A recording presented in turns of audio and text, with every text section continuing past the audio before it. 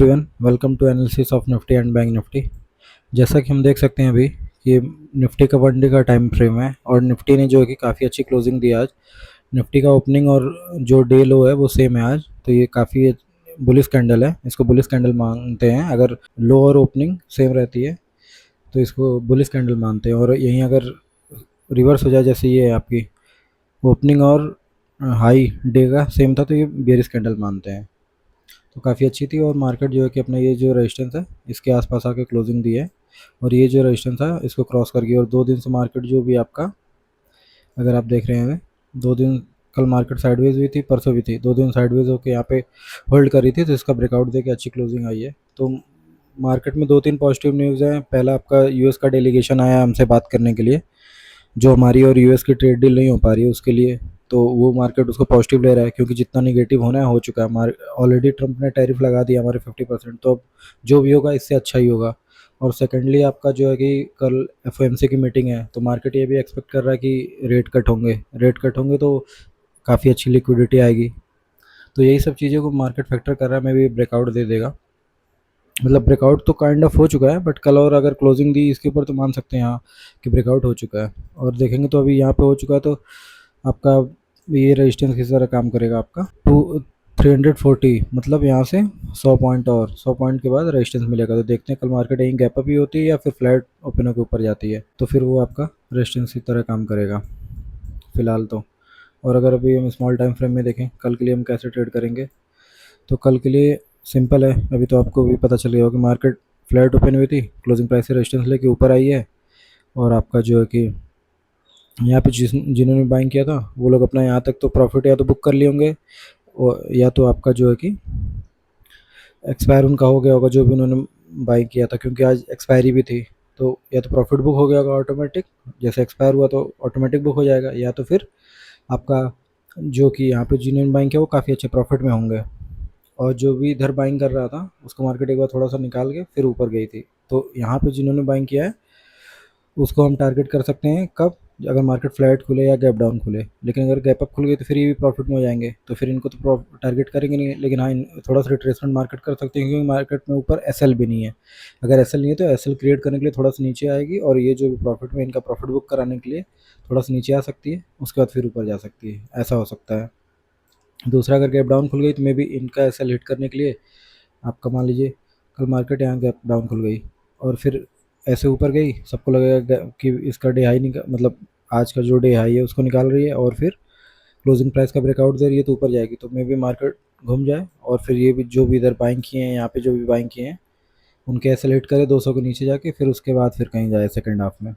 Market ऐसा भी कर सकती है। और अगर गैप डाउन खुल गई तो फिर देखना पड़ेगा कि मार्केट गैप डाउन खुल के क्या करती है, थोड़े से ऐसे एसएल क्रिएट करके फिर शाम को ब्रेकआउट देती है या फिर क्या करती है, वो आपको जज करना पड़ेगा। बाकी अगर गैप अप खुल गई तो यही है कि मार्केट गैप अप खुल के थोड़ा सा रिट्रेसमेंट हो सकता है करके फिर आपका कहीं ब्रेकआउट करे। तो ये 3 पॉसिबिलिटीज़ हैं। तो देखिए कि कल कौन सी पॉसिबिलिटी होती है, मार्केट गैप अप खुलती है या गैप डाउन खुलती है या फ्लैट खुलती है। और अभी आज काफ़ी दिनों बाद मूवमेंट हुआ है, अभी हो सकता है मूवमेंट अब अच्छा करे मार्केट। तो अभी आप अपनी पोजीशन को एडजस्ट करिए इसके हिसाब से कि मूवमेंट हो रहा है कि नहीं हो रहा है, और आपको कितना जितना प्रॉफिट मिल रहा है वो सही है या नहीं सही है। बाकी बैंक निफ्टी का देखते हैं, तो बैंक निफ्टी में भी आपका मार्केट जो कि काफ़ी अच्छी क्लोजिंग आई है। कल हम डिस्कस कर रहे थे कि ये मे बी शूटिंग स्टार है, बट शूटिंग स्टार की तरह ये काम नहीं किया मार्केट। ऑल्दो थोड़ी सी इसके नीचे खुली थी, बट जो जहाँ ओपनिंग थी वही लो भी है, और मार्केट काफ़ी अच्छा निफ्टी की तरह ही क्लोजिंग दिया है, और मार्केट अभी रेजिस्टेंस पास आ गया। तो अब एक छोटा सा रेजिस्टेंस ये है 250, इसके बाद आपका ये रेजिस्टेंस आएगा जो कि 600 है। तो अभी भी मार्केट के पास काफ़ी अच्छा स्पेस है ऊपर जाने के लिए। और अगर हम छोटे टाइम फ्रेम में देखें बैंक निफ्टी को, तो बैंक निफ्टी आपका तो सुबह को मूव आ गया था, उसके बाद तो सेकंड हाफ में साइडवेज ही हो गया था। अगर आप देखेंगे तो मार्केट ओपन हुआ है, गैप डाउन ओपन हुआ था, क्लोजिंग प्राइस के नीचे ही ओपन हुआ था, फिर क्लोजिंग प्राइस के ऊपर गया है आपका डायरेक्ट। फिर यहाँ पे करीब करीब 10 बजे के बाद से ये यहीं पे पूरे दिन ट्रेड किया है। तो यहाँ पे साइडवेज है, जो जिन्होंने भी बाइंग किया सबका एस एल है 55,000 के नीचे, जो लोग सेल किए हैं उसका एस एल है 55,200 के ऊपर। तो मार्केट में अगर गैप अप खुलेगा कल, तो हम जो सेलर है, मान लीजिए यहाँ पे जिन्होंने भी सेल किया है सबका एस एल इसके ऊपर है, गैप अप खुला तो फिर इनको टारगेट कर सकते हैं। गैप अप होकर मार्केट मान लीजिए डायरेक्ट ऐसे भी जा सकती है और गैप अप होकर थोड़ा सा रिट्रेस करके फिर जा सकती है। तो देखना पड़ेगा मार्केट कैसे निकल रही है, बट हाँ इसके ऊपर जाएगी तो जो भी जिन लोगों ने भी सेलिंग की है और जिसका एस एल 55,200 के ऊपर है वो अपना एस एल ले लेंगे। और जो लोग बाइंग किए हैं उनका एस एल 55,000 के नीचे है, तो मान लीजिए मार्केट कहीं गैप डाउन खुल गई और इसको ब्रेकआउट नहीं कर पा रही है, तो फिर अगर इसके नीचे जाएगी तो आपका ये लोग एस एल अपना लेंगे और मार्केट फिर थोड़ा सा और नीचे आ सकती है। तो ऐसा भी हो सकता है। और फ्लैट खुलेगी तो हम ऊपर की साइड ही देखेंगे, क्योंकि एस एल तो है मार्केट में 55,000 के ऊपर और पूरे आज दिन साइडवेज थी।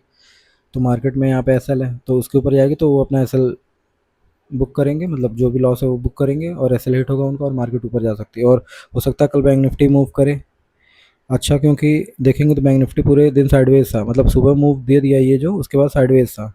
और वहीं अगर आप निफ्टी देखेंगे तो निफ्टी सेकंड हाफ में मूव किया है, देखिए यहाँ पे मूव किया है। तो यहाँ पे बायर हैं और यहाँ पे बायर ज़्यादा होंगे सेलर कम होंगे, लेकिन वहीं देखेंगे बैंक निफ्टी में तो बैंक निफ्टी में दोनों हैं, बायर सेलर दोनों होंगे, क्योंकि इसने सेकंड हाफ में मूव नहीं किया। तो ये मे भी मूव करे कल, तो जो एस एल हैं इसमें अभी वो एस एल हिट होंगे। और इसमें ऑलरेडी मतलब बाहर ही हैं, अगर जैसे ऊपर जाएगी जो भी सेलर हैं वो भाग जाएंगे। तो इसमें हो सकता है कल जो है मूव स्टार्ट सुबह कम आए फिर एस एल क्रिएट करने के बाद मूव आए। बाकी अभी तो उम्मीद यही है कि कल एफ की मीटिंग है तो उसमें रेट कट हो सकते हैं। 25 बेसिस पॉइंट तो मार्केट एक्सपेक्ट कर रही है, लेकिन अगर 50 बेसिस हो गया तो काफ़ी अच्छी पॉजिटिव न्यूज़ रहेगी, लिक्विडिटी काफ़ी आएगी, तो हो सकता है एफ फिर हमारे मार्केट में बाइंग करना स्टार्ट कर दें। और आज का फिगर देखना पड़ेगा हमको, एफ आई की पोजीशन भी देखनी पड़ेगी फ्यूचर की क्या उन्होंने किया है, और जो है कि आपका बाइंग सेलिंग का कि एफ बाइंग किए हैं या नहीं किए हैं। बाकी डेलीगेशन जो आया है वो भी एक दो दिन में ट्रेड की न्यूज़ भी आ सकती है, तो मार्केट उसको भी पॉजिटिव ही ले रहा है। बाकी यही एक दो पॉइंट पॉजिटिव है, अब बाकी देखते हैं कि मार्केट में कैसा होगा। बाकी अभी पोजीशन ज़्यादा मत बढ़ाइएगा, थोड़ा बहुत इंक्रीज़ करके देखिए कि मूव कंटिन्यू रहता है या नहीं रहता है। बाकी वीडियो अच्छा लगा तो लाइक करिए, शेयर करिए, सब्सक्राइब करिए। Thank you.